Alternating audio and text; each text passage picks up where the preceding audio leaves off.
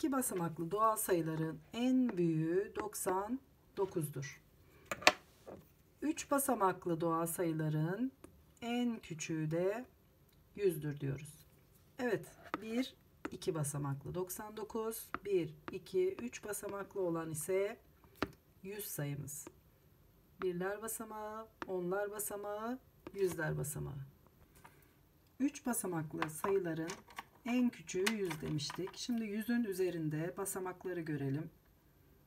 Birler basamağı, onlar basamağı, yüzler basamağı. Evet, birler basamağında kaç var? 0.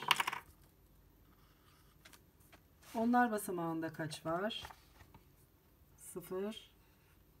Yüzler basamağında da 1 var. Yani birler basamağında bir tane birlik, 0 tane birlik, 0 tane onluk, bir tane de yüzlük bulunuyor. 100 sayımıza baktık. 0 birlik, 0 onluk, bir tane de yüzlük bulunuyor. Evet, 3 basamaklı sayıların en küçüğü 100. En büyüğü ise 999'dur diyoruz. Evet, sayıyı okuyalım, yazalım. 256 yazıyorum. 256. 6 birlik, 5 onluk, 2 yüzlük.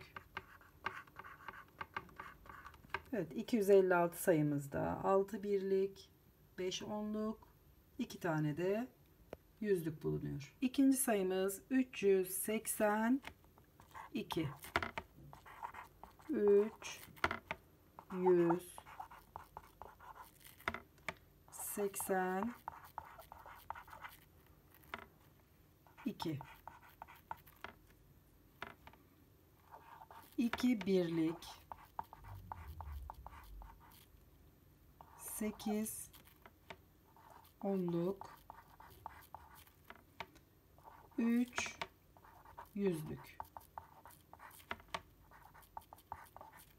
Evet, 382 sayımda 2 birlik, 8 onluk, 3 tane de yüzlük bulunuyor.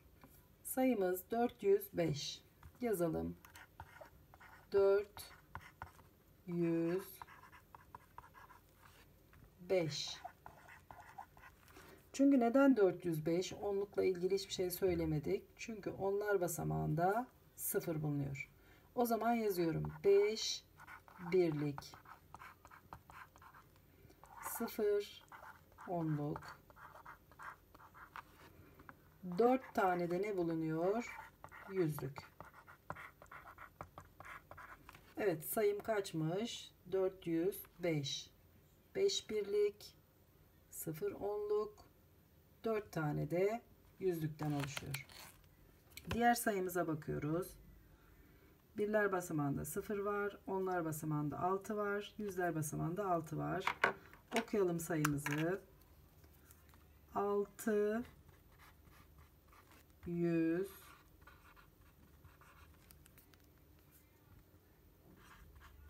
60. Evet.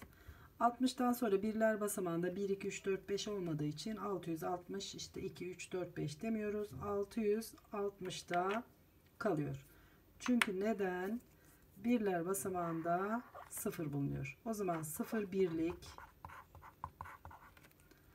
6 onluk, 6 tane de ne var? Yüzlük. Evet, sayımız 660. 0 birlik, 6 onluk, 6 tane de yüzlükten oluşan bir sayıdır diyoruz.